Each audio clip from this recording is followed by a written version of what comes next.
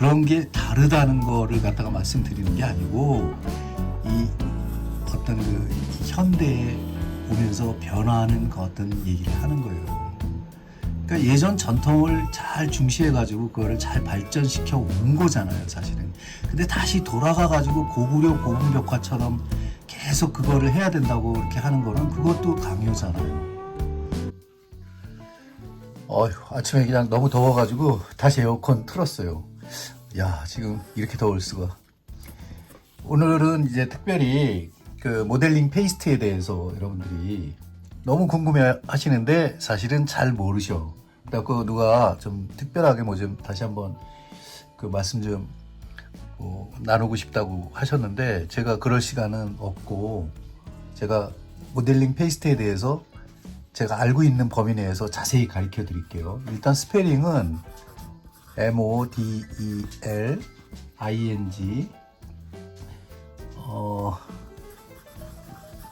모델링 페이스트예요. 예, 내가 예전에 모델링 빠스 때 뭐 이렇게 뭐 읽었다가 뭐 구독자 선생님한테 지적받은 적도 있지만 하여튼 모델링 페이스트는 지금 굉장히 흔해요. 흔한데 사실은 이게 굉장히 오래된 제품이에요. 예전에 우리가 그 아크릴이 생겨난 지가 사실 얼마 안 됐다고 그랬잖아요. 이 아크릴이 본격적으로 판매된 지가 사실은 얼마가 안 됐어요. 근데도 그래도 뭐 한 20년 이상 됐죠, 이 모델링 페이스트는. 근데 이보다도 더 오래된 40년 전에도 모델링 페이스트가 있었어요. 이 페인트용 일종의 페인트 개념이었는데, 근데 미술 용품에 모델링 페이스트를 팔았거든요. 그게 뭐냐면 홀베인이에요. 홀베인. 물론 일본 회사죠. 근데 이때 홀베인에서 팔던 이 모델링 페이스트는 마찬가지로 어떤 조각이나 이 꾸덕꾸덕하게 해가지고 만들어서 파는 거였지만 약간 요즘으로 따지자면 딱딱한 뼈다고 부드러운 거 정도? 너무 어렵다 말이. 아무튼 이렇게 젤 형식인데 이렇게 파 보면은 마치 파우더에 그렇게 꿀을 탄 듯한 그 냄새는 안 나죠. 근데 약간 투명성이 있어. 이제 그런 제품이었거든요, 이 홀베인이. 그래서 이걸 어디다 썼냐면은 홀베인을 유화를 그리기 전에 캔버스 바탕이 있단 말이에요. 캔버스 바탕에다가 요철을 내는데, 요철이라는 거는 뭐냐면은 울퉁불퉁한 거를 말할 수 있는 거거든요. 그 요철을 낼 때 쓸 수 있는 거였거든요, 그때 당시에는. 이 재료를 그때 살펴보면은 모델링 페이스트에 들어가는 그 재료가 뭐였냐면 이제 하얀색을 내기 위해서 이 일종의 약간 그 백색 안료가 들어가겠죠. 그리고 대리석 분말이 대부분 많이 들어가요. 대리석 분말은 왜냐면 그 화이트 안료 자체가 뭐 징크도 있고 요즘은 뭐 티타늄도 있고 뭐 별게 다 이렇게 세분화돼 있지만 예전에는 우리 동양에서는 호분이라고 있어가지고, 호분이 뭐냐면 이 조개 껍질을 막 그 불에 태우면은 이게 약간 좀 약해지거든요. 그럴 때 이제 절구에 넣고 빠면은 그게 호분이에요. 그 호분을 말하자면은 호분을 갖다가 섞은 거야. 메디움 지금 잠깐만요. 여기서 이제 잘 얘기해야 되는데, 이 모델링 페이스트 그 원료에다가 호분이나 뭐 이런 원료에다가 플러스 그 당시에는 아크릴 성질이라고 아크릴릭 뭐 이렇게 얘기하지는 않았지만은 이렇게 뭐 거기다 뭘 섞는 게 있었어요. 바인더 같은 그런 종류인데 그거를 섞으면은 뭐가 되냐면 빠데가 된다고. 빠데 종류는 오래된 거잖아요. 우리가 건축물 외벽에 바르기 위해 가지고 빠데는 굉장히 역사가 깊거든요. 쉬운 예로 이 빠데의 가장 오리지널은 흙이에요, 흙. 우리 흙벽을 만들 때 흙이 갈라지잖아요, 벽이. 찍찍찍찍찍찍 갈라지면 이 구멍을 메꾸기 위해 가지고 또 다른 황토흙을 퍼다가 거기다가 이제 말하자면은 이 풀기를 좀 집어넣는 거예요. 풀기를 집어넣을 수 없을 때는 그냥 진흙만 가지고 이 물만 넣어서 진흙을 만들어서 바르고 그랬잖아요. 그럼 또 튼다고 이렇게. 그럼 계속 겹칠을 했는데 고급 집을 지을 때 가령 한옥이나 건축물을 지을 때 거기다 쓰는 거는 어떻게 했냐면은 이 메디움 대신 뭐를 넣냐면 풀 성질에서 해초풀을 넣었다고. 미역풀 같은 거를 끓여가지고 미역풀이 아니지 미역을 뿌려. 아우 잠깐만요, 이거 좀 정리를 해야 되겠어요. 지금 하도 소음이 많아가지고.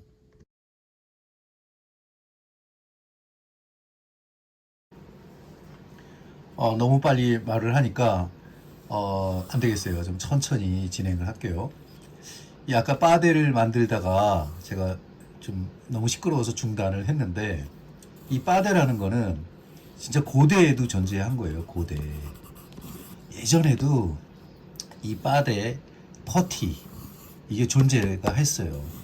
특히 건축물에 이게 많이 쓰는 거잖아요. 바데, 뭐 퍼티 이렇게 뭐 말을 좀 여러 가지로 할 수가 있는데, 뭐 흔한 말로 우리 바데, 퍼티 뭐 이렇게 얘기를 해요.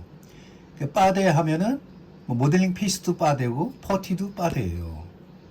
근데 이 고대, 그러니까 옛날 중세시대 이전에도 사용을 했다. 왜 이런 말을 제가 하냐면은 벽이 존재하는 곳에는 벽을 뭐라 그래요? 월이라 그래요? 이 벽이 존재하는 이상 벽에는 손상이 간다고요. 손상. 갈라지거나 틈새가 계속 보이죠. 그리고 처음에 페인팅을 하기 위해서 뭐 고분벽화라든가 이런 걸 하기 위해서 평평하게 만드는 평탄 작업을 해요. 그때 필요한 게 퍼티잖아요. 바데 이런 거잖아요. 근데 요즘 이 플라스틱화 되어 있는 아크릴에는 또 성분이 다른 거를 풀을 메디움 이런 거를 섞었겠지만은 이 사실 그런 것만 섞는 게 아니에요. 또 빨리 마르라고 경화제까지 섞는다고, 속성제 이런 거. 근데 예전에는 어땠겠어요? 뭐 그런 빨리 마르는 그 용도보다는 구멍을 메꾸는데 충실을 했겠죠. 평평하게 만들어야 되니까. 그림을 그리기 위해서, 아니면 외관상 보기 좋게 하기 위해서 그거를 이제 바데를 칠하는 거예요. 말하자면 칠하든지 주걱에 묻혀갖고 바르든지 했단 말이에요. 그 평탄화 작업은 여태까지 뭐 헤라 같은 걸 써가지고 옛날에도 했다고요. 흑손이라고 얘기하죠. 뭐 그런 거라든가 뭐 여러 가지 이용해서 하여튼 평평하게만 만드는데 최선을 다했다고. 이때는 어떻게 했냐면은, 제가 그 벽화를 공부했기 때문에 이 바데에 대해서 충분히 설명을 드릴 수가 있는 게, 고구려 고분벽화 그 시절에도 이 바데는 존재했는데, 이 바데에 들어가는 풀, 메디움 성질을 뭘로 만들었냐면은, 흰색을 내기 위해서는 무조건 흰색이 나는 광물질 뭐 이런 거를 썼어야 되는 거예요. 아까 이 조개 껍질에서 나오는 그 호분 이런 거 이외에도 하얀 돌, 대리석 가루죠. 이 석고 가루, 석회석 이런 게 우리나라에는 엄청 나오거든요. 전 세계에서 가장 양질의 그 석회석이 나오는 나라가 우리나라예요. 그래서 이 예전 그 한옥이라든가 고분벽화에 보면 그 흰색이 많은 거예요. 그럴 때 그 경화제보다는 거기에 들어가는 풀 성질, 그런 메디움을 만드는 데 가장 필요했던 게 뭐였냐면은, 이거는 우리나라만 있는 전통법인데, 내가 뭐 이집트나 뭐 이런 데는 연구해 본 적이 없어요. 사실 거기도 있었을지도 몰라. 근데 우리나라에서는 해초풀을 썼다고. 해초풀 그러니까 어려운데, 해초풀은 뭐냐면 미역이에요. 미역 같은 그런 그 풀들이죠. 바다에, 그러니까 말하자면 식물들이죠. 이거를 그냥 계속 물 넣고 끓이게 되면은, 장시간 끓이게 되면 걸쭉해지는 그 젤 성분이 되는 거예요. 그거를 섞어서 만들었다고. 그러니까 아크릴이 존재하는 그 이전에는 그런 해결책이 있었다고요, 방법이. 근데 그게 쭉 거슬러 올라가서 고대의 고분벽화에도 있었다는 거죠. 그렇기 때문에 제가 지금 말씀드리는 이 바데 종류에 대해서는 자신있게 제가 권하는 거예요. 오랫동안 연구를 했고 공부를 했었기 때문에. 그 중에서 요즘 아크릴 제품으로 나오는 모델링 페이스트라고 아예 명명을 해가지고 파는 회사들이 한 4-5군데가 있다고요. 그러니까 뭐 굳이 해초풀이나 이런 거를 해서 쓰는 그 고구려 고분 벽화의 그 시절로 올라가려는 게 아니고, 물론 저는 그 어떤 뭐 재료학에서 심심풀이로 한번 경험 삼아서 이거를 가리킬 용의는 있었어요. 그래갖고 그런 클래스도 있었고, 그 2000년대 초에 그런 이 벽화반을 제가 만들었었거든요. 그래도 꽤 그때 인기가 있어가지고요. 거의 한 2년, 1년간 유지가 잘 됐었어요. 그래서 제자들도 많고 그래요. 그래서 실제적으로 해초풀을 사용해가지고, 이 말하자면은 이 벽에다 발라가지고 거기다가 이 안료로 그림도 그려보고 하는 그런 클래스를 가지고 한번 운영을 해봤거든요. 그거는 사라져가는 우리 전통을 그 잃어버리기 싫어가지고 한 그런 목적도 있었지만은, 요즘 그림에도 다 응용이 가능하고 계속 그런 기법이 발전해 온 거예요. 그래서 그런 거를 말씀드리기 위해서 그 반을 유지를 했던 거죠. 근데 지금 이제 그런 거는 뭐 여러 번 제가 말씀드리지만은 오늘 바데에 대해서 설명을 하는 거니까, 뭐 페이스트, 모델링 페이스트에서 설명을 하는 거니까 거기에 이제 더 집중을 해볼게요. 이 이면지를 아껴야 되니까 계속 종이를 뒤집어 가면서 제가 설명을 드리고 있는데, 이 바데, 우리가 제일 흔하게 얘기하는 걸 가지고 얘기를 하자고요. 모델링 페이스트도 마찬가지로 바데 종류예요. 근데 제가 아까 고구려 고운벽화도 얘기했지만, 현대 지금 요즘 시대에 파는 그 모델링 페이스트는 4가지 5가지 회사에서 나온다 그랬잖아요. 더 되는지도 몰라요. 왜냐하면은 제가 가장 선호한 거는 리키텍스하고, 그래서 제품명 안 적을 거예요. 리키텍스, 골덴, 우리 알파, 골베인, 이 정도인데 제일 비싼 게 리키텍스예요. 그 다음에 골덴, 그 다음에 골베인이 아마 더 비쌀 수도 있어요. 요새는 이게 잘 팔려야 이게 안 비싼 건데, 아무튼 그 다음에 우리나라에 알파가 있어요. 이 4가지의 회사가 다 달라요, 느낌이. 그래서 가장 제가 선호하는 거는 이제 리키텍스인데, 우리 국산 제품도 비싸요. 100불이 넘어요, 다. 이 리키텍스는 125불인가 굉장히 제일 비싸거든요. 뭐 골덴도 비슷해요. 근데 이 모델링 페이스트가 왜 지금까지 이렇게 해서 쭉 발전을 해 왔냐면은, 이 결국은 건축물 그 제작하고 관계가 있어요. 그러니까 외벽에 무슨 크랙이 간다거나 구멍이 뚫린다거나 손상이 가면은 그거를 수리를 해야 된다고 제가 말씀드렸잖아요.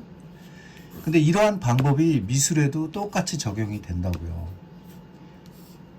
가령 이제 쉬운 예로 이 조선시대로 가보자고요. 조선시대로 가보면은 이 채색을 하기 위해 가지고 가령 목조각을 했어. 목조각을 한 다음에 거기다가 채색을 하려면 바로 잘 묻겠어요? 안 묻겠어요? 잘 안 묻지. 나무가 성질이 있으니까 나무에서 자꾸 이렇게 뱉어낸다고, 물감들을. 그랬을 때 사람들은 어떤 생각을 했냐면은, 특히 이제 단청하시는 분들, 뭐 아니면은 여러 그 어떤 목가구를 하시는 분들, 이런 분들은 이거 잘 이렇게 아실 거예요. 왜 내가 이런 말을 하는지. 하다못해 오칠을 하는 사람, 뭐 공예를 하는 사람들 다 알고 있어요. 이 채색이 좋게 하기 위해서 바닥을 잘 다듬어야 되는데, 그 다듬는 재료로 예전에는 제일 많이 쓴 게 호분이라고, 아까 말씀드렸던 조개 껍데기 이런 데서 나오는 거, 이런 거를 거기다 도포를 한 다음에, 아니면은 석회석이에요.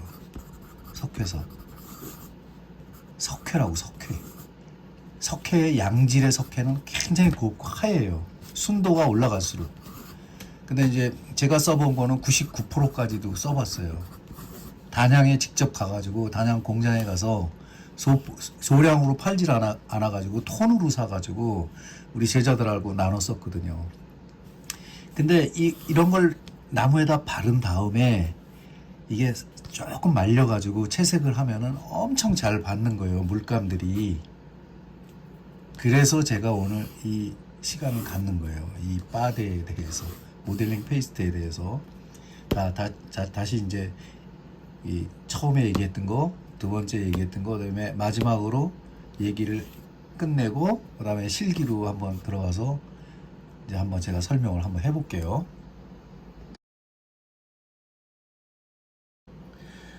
제가 이런 그 설명들을 왜 자꾸 이렇게 말씀드리냐면은 이 아무리 세월이 가고 짬밥수가 늘어도 시행착오를 계속 겪는다고요. 이거 지금 제가 이 중간에 지금 이 보여드리는 설명 중간에 제가 잠시 이것도 말씀드리고 싶어서 보여드리는 건데, 제가 두 가지 물감을 샀어요. 수채화 물감을 쓰다 보니까 좀 모자라서 산 건데, 하나는 오페라 핑크고 하나는 번트 시엔나예요. 근데 회사 이름만 보고, 이건 콜베인에서 만든 거거든요. 보고 그냥 샀는데 앞에 과슈라고 써 있죠. 과슈라고 써 있는 거를 제가 안 본 거예요, 그림에서. 이 과슈라는 거는 또 여기에 들어가는 이 물감을 굳히는 그 성분, 뭐 경화제도 있을 거고, 뭐 글리세린도 있을 거고, 뭐 많이 그런 게 들어간다고. 근데 그 성분에서 이 과슈하고 일반 워터컬러하고는 다른 거예요. 거기 들어가는 성질의 그 메디움이. 근데 그거를 그냥 급하게 산다거나 이랬을 때는 시행착오를 겪는다고. 이거 비록 두 개에 뭐 10,000원, 15,000원 정도 이렇게 주고 사지만은 그조차도 너무 아깝거든, 사실은. 15,000원 정도면은 48색 문교 파스텔을 살 수 있거든요. 그렇기 때문에 이런 시행착오를 줄이기 위해서 지금 제가 말씀드리는 거예요. 왜 잘못 샀냐? 이 잘못 산 거를 보면은 이게 제가 이 오페라 핑크 이거를 이 얼굴색을 표현할 때 이거랑 뭐 존 브릴리앙 옐로우 계통이죠. 그런 거, 그다음에 약간 브릴리앙 그린 이런 걸 섞으면 얼굴색이 굉장히 예쁘거든요.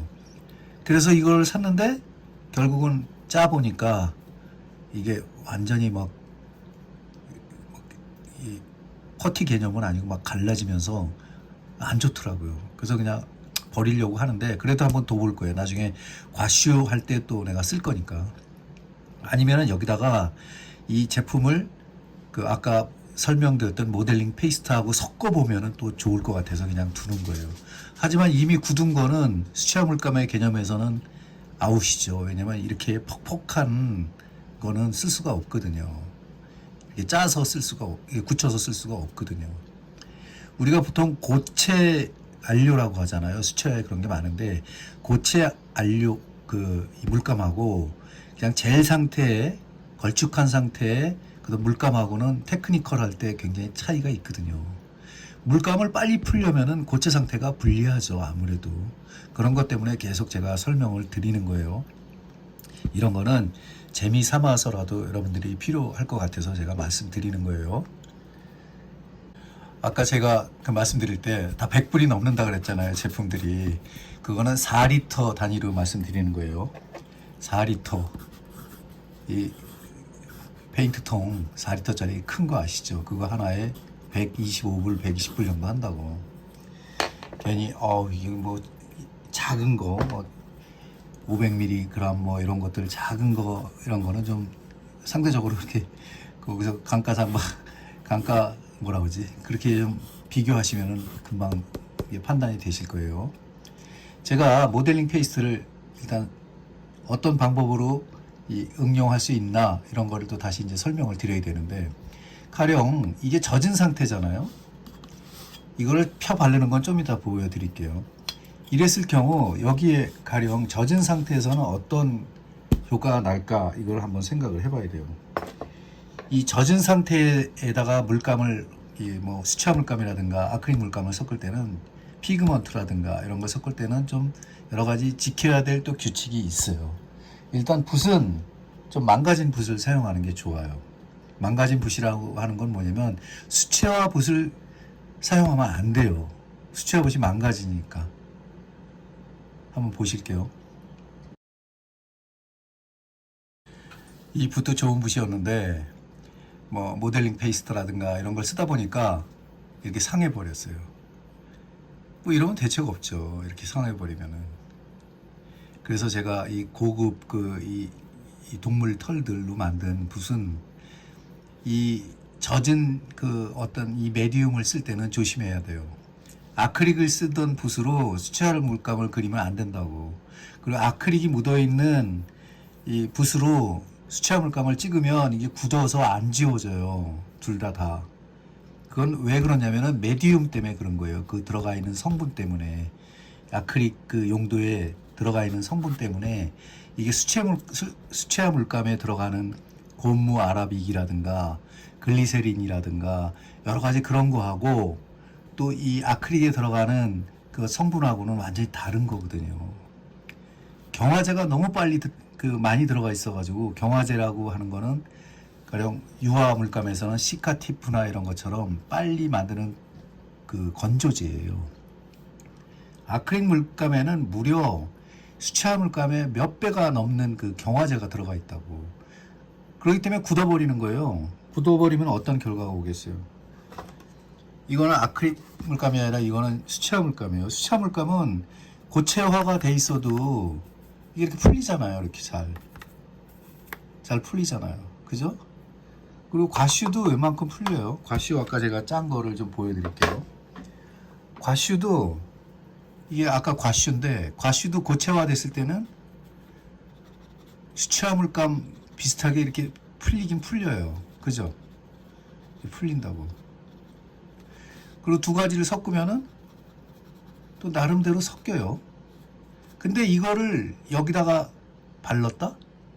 그러면 이건 끝나는 거예요, 이미. 이거 조금 한 3, 4분만 있으면 이게 굳어버린다고. 그리고 굳어버리면 어떤 결과가 오냐면은 이 그 물감 그 어떤 이 수채화를 하려고 하는 물통에 있는 거기다가 이거를 빨아도 그 물도 오염이 된다고.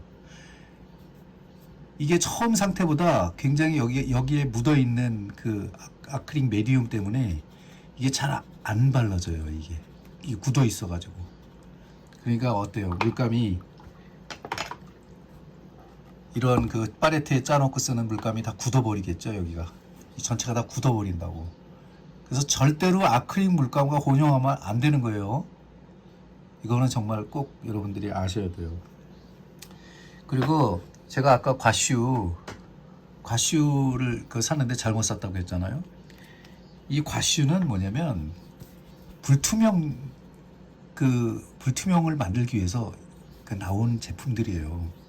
가령 부드럽게 해가지고 이 그라데이션을 한다거나 뭐 여러 가지 그랜징 기법 뭐 많잖아요. 기법들이. 아니면은 이쪽에 약간 그라데이션을 주고 싶다 뭐 이런 식으로도 많이 이렇게 할 수는 있지만은 이게 완전히 마른 다음에는 약간의 아라빅 고무에서 나는 부드러운 브릴리앙 그 어떤 윤기가 없어지고 이렇게 퍽퍽해진다고. 이 고체를 보면 알 수 있거든요. 이런 식으로 되기 때문에 좀 그런 거예요. 그리고 이 모델링 페이스트를 여기다 섞으면 어떻게 될까요?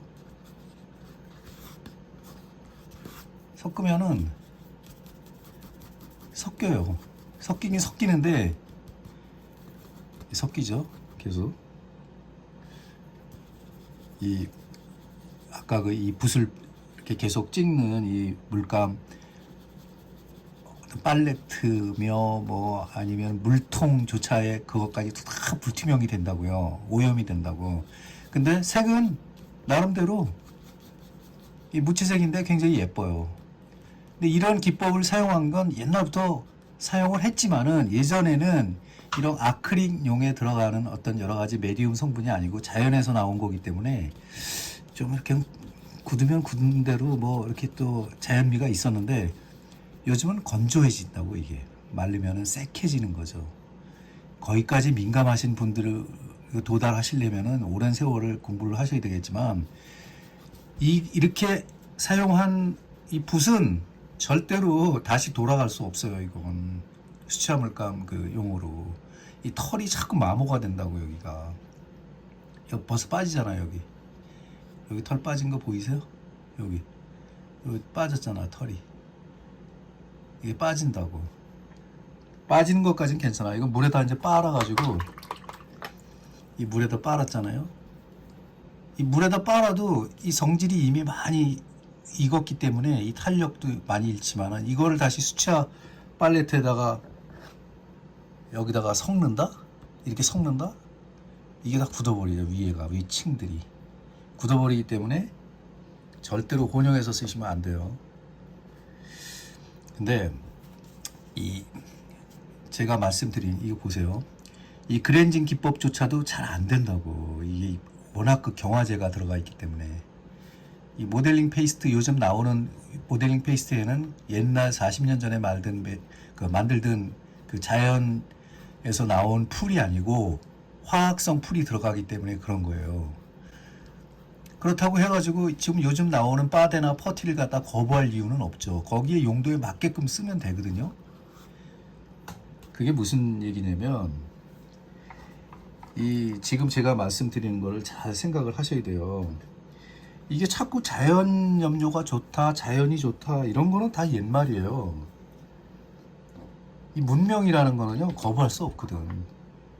그리고 예전에 나온 우리 예전 방법대로 만든 이런 물감들, 이런 물감들은 예전 물감들은 햇빛에 노출되면 굉장히 약한 거예요. 이런 옛날 제품들은 전부 다 약할 수밖에 없죠. 여기에 들어가는 경화제, 그다음에 원료들 이런 것들이 다 자연 친화적이기 때문에 센 거에는 다 약하다고. 불에도 약하죠. 지금 여기 이것도 휘는 정도인데 이렇게 휘잖아요. 이 플라스틱이 열에 약하다고. 이 열에 약하다는 거는 그만큼 외부용이나 이런 데는 안 좋죠. 그래서 단청이나 이런 거 하시는 분들은 사실 그런 거를 연구를 많이 하셔야 된다고. 우리가 숭례문이라든가 여러 가지 단청들, 고궁이라든가 이런 데서 문화재청이 옛날 방식으로 고수해서 최고의 일본에서 안료를 사다가 했다. 그거 다 소용없어요. 요즘 같은 차가 수백 대 지나가는 숭례문 거기다가 자연 염료나 자연 안료를 쓴다? 그 이상한 거죠. 현실에 안 맞는 거죠. 그 전통이라는 이름하에 그거조차 안 맞는 거라고. 휘어가지고 이렇게 직선이 안 나오죠. 왜 그런 말씀을 드리냐면은 요즘에 가장 센 메디움들, 그 다음에 이 화학 안료 이런 것들은 요즘 상태에 최적화된 거예요. 사실은 알고 보면은. 그렇기 때문에 오히려 단청이나 이렇게 외부 용어로 쓸 때는요, 요즘 그냥 화학 안료를 쓰는 게 훨씬 맞는 거예요. 사실 알고 보면은.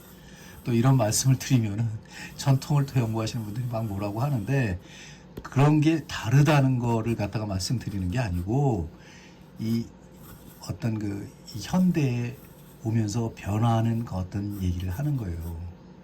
그러니까 예전 전통을 잘 중시해가지고 그거를 잘 발전시켜 온 거잖아요, 사실은. 근데 다시 돌아가가지고 고구려 고분벽화처럼 계속 그거를 해야 된다고 이렇게 하는 거는 그것도 강요잖아요. 그런 거에 대한 거를 전공자로서 제가 말씀드리는 거니까 오해가 없으시길 바래요. 저는 다 존중해요. 옛날 물감이나 요즘 물감이나 다 존중하는데 각자 그 용도에 맞게끔 써야 된다는 거죠. 그래서 이 화학 안료라든가 이 요즘 나오는 화학 풀들, 본드라든가 여러 가지 아니면은 기름기 있는 테레핀이라든가 린시드라든가 이런 걸 막 섞어서 단청을 했을 경우 막 붓이 뻣뻣해지죠. 그거는 다 경화제 때문에 그런 거예요. 그러니까 세필선을 내기가 굉장히 어렵다고. 그럼 세필선을 내려면 어떻게 하겠느냐 이런 얘기가 나와요.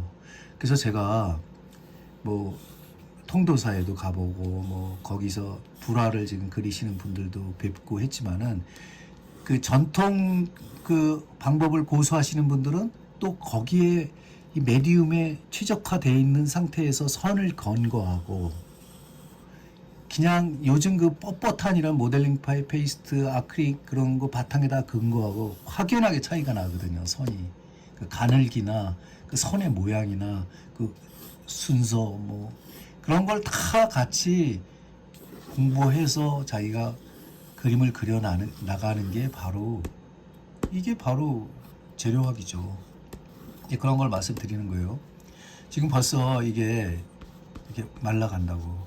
그리고 손으로 이렇게 해보면은 약간 이 바닥하고 좀 브랜딩이 되면서 또 옆에 근데 지금 이 제가 말씀드리는 이 순간 어떤 결과가 오고 있냐면 이 펄프지에서 나오는 그 펄프 찌꺼기 이게 같이 혼합이 또 돼요. 이 가루가 이 펄프하고 혼합이 돼가지고 아주 형편없는 그런 그러니까 테크닉이 물감도 중요하고 여러 가지 바닥재도 중요하고 다 중요한데 가장 중요한 거는 사람이 다루는 거잖아요. 사람이 다루기 때문에 그 다루는 거에 대해서 익숙해지지 않으면은 그거는 뭐 자기가 원하는 그 어떤 개성 있는 작품을 만들 때 굉장히 어려운 거죠. 그래서 제가 지금 말씀드리는 거예요. 이게 아무래도 제가 말씀드리는 게 25분, 30분이 넘기 때문에 1편은 여기까지 하고요. 2편은 다시 여기다 안료를 섞어가면서 하는데 2편 예고는 뭐냐면 제가 여태까지 설명을 드린 게 뭐 때문에 그랬냐면 이런 펄프 질감이 자꾸 나오니까 기분이 나쁘단 말이야. 그 선을 쓰는데 기분이 나빠. 그럼 모델링 페이스트로 바닥을 칠한 거하고 악교를 칠한 거하고는 어떻게 달라지느냐 이거에 대해서 말씀드리려고 하는 거예요. 그게 뭐냐면 초상화를 그리고 인물화를 그리는데 어떤 게 더 유리하느냐 어떤 게 자기한테 맞는가를 말씀드리는 거예요. 지금부터 잘 보세요. 일단은 제가 이것도 이제 설명을 드리려면은 약간 좀 어제 제가 이 바닥을 좀 만들었어요. 이게 이 바닥이 뭐냐면 아까 그 종이에요.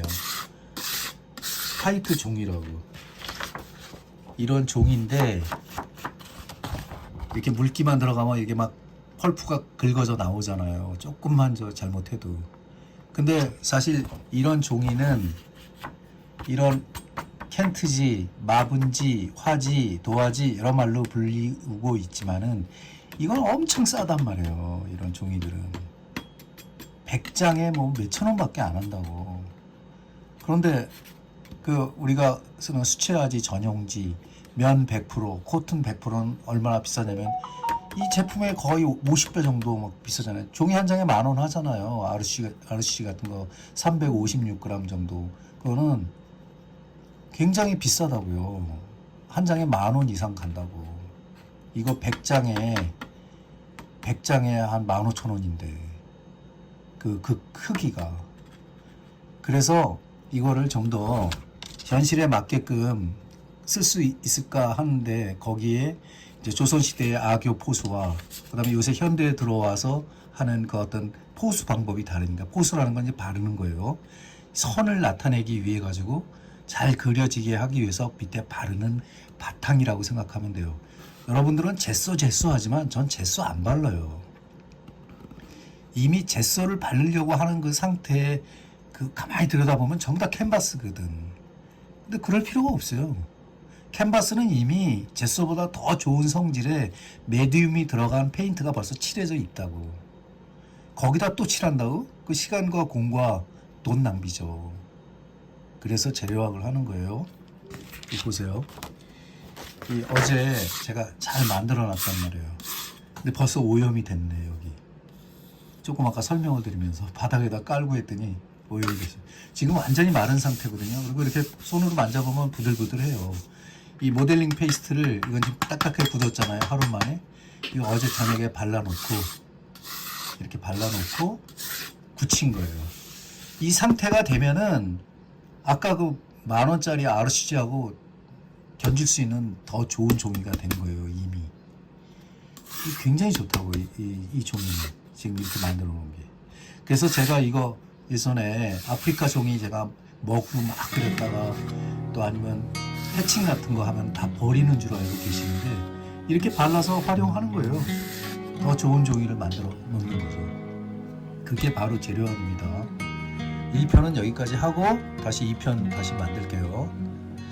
요즘 이런 공부 이렇게 좀 많이 하시면 좋을 것 같아요. 더우니까 영상 보시면서 이렇게 즐기시기 바래요.